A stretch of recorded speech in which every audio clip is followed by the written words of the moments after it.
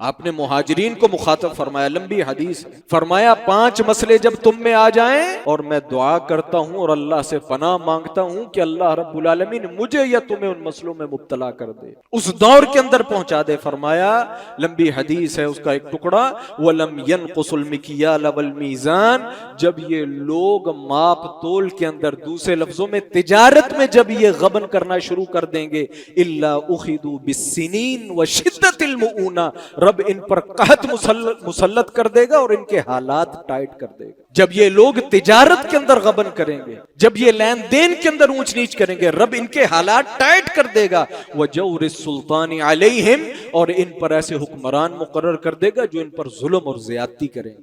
और ये नहीं फरमाया कि अल्लाह आजमाइश में करेगा, फरमाया कि इनके करने के बदल के अंदर ऐसा हुआ। क्या हमारी तिजारतें ऐसी नहीं है?